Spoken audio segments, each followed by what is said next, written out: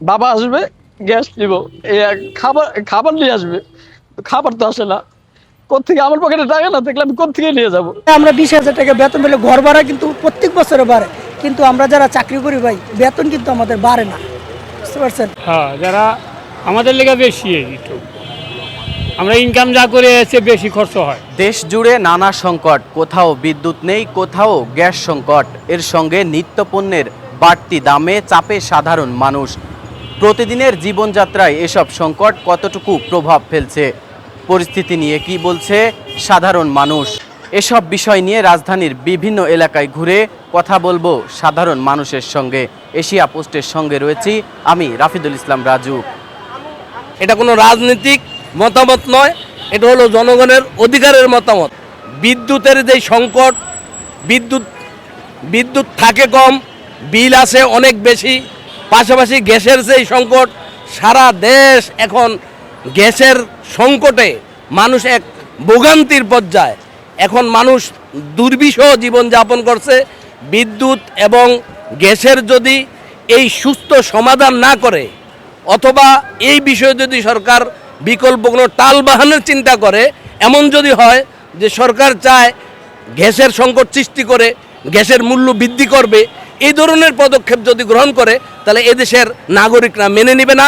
নাগরিকের গ্যাস, বিদ্যুৎ, বাজারের পণ্য সামগ্রীর ঊর্ধ্বগতি, এ সকল বাজার নিয়ন্ত্রণ যদি সরকার করতে ব্যর্থ হয়, তো জনগণ এই সরকারকে ধিক্কার জানাতে বাধ্য হবে। লাস্ট 3 মাস আগে যেটা ছিল, এখন আসলে ডে বাই ডে প্রত্যেকটা পণ্যের দাম অনেক বাড়তি। এটা আমাদের যারা মধ্যবিত্ত শ্রেণী, যারা চাকরিজীবী বা সবার জন্য আসলে বাড়তিটা চাপ। এখন বাজারে আসলে দেখা যাচ্ছে যে আপনার যেটা চিন্তার থেকে অনেক বেশি প্রাইস। এটা আসলে আমাদের জন্য বিশাল একটা মেন্টালি প্রেশার, প্লাস হচ্ছে এটা আসলে চাপ, ফ্যামিলিগতভাবে সংসার চালানোর জন্য একটা বাড়তি একটা চাপ মনে হচ্ছে আমার কাছে আর কি। আগে পেঁয়াজ আসলো 40 টাকা, এখন তো 60 টাকা।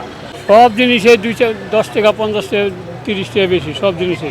চালের দামও বেশি, ইদারিং কয়েকদিন ধরে বেশি। এর আগে মোটামুটি সীমিত ছিল, এর চেয়ে কিছুটা বাড়ছে। কী করুন, সবাই যখন করতেছে খাইতে তো হবে, আর না বেশি জায়গায় কম খাইতে হয়, না খেয়ে তো পারা যাবে না। হ্যাঁ, কাঁচা বাজার হোক সবই, সব দিকে আমাকে কুলাইতে কষ্ট হয় এদের।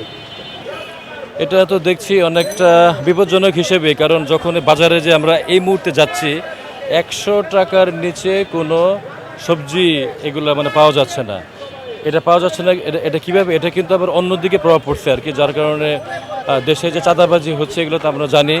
এই যে দ্রব্যমূল্য 100 টাকার জিনিসগুলোর যে দাম, এটা ওইভাবে বিভিন্ন জায়গায় যে চাঁদাবাজি হচ্ছে ওইটার প্রভাবটা পড়ছে। আমরা এখন এগুলো থেকে বেরোতে পারছি না ভাই বর্তমানে কাঁচা বাজারের দাম তুলনামূলক অনেক বেশি। যেমন মধ্যম ফ্যামিলির মানুষগুলা অল্প টাকা বেতনে কাজ করি, যেমন 15,000 20,000, এর কিন্তু বেশি টাকা বেতন না।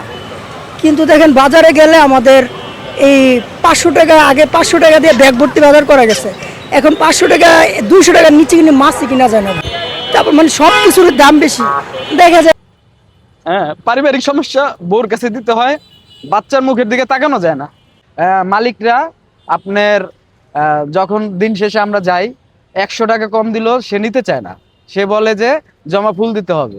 এখন এই আমাদের কথা হয়েছে, আমরা রাস্তায় চালায় গাড়ি চালায় টাকা পাই না।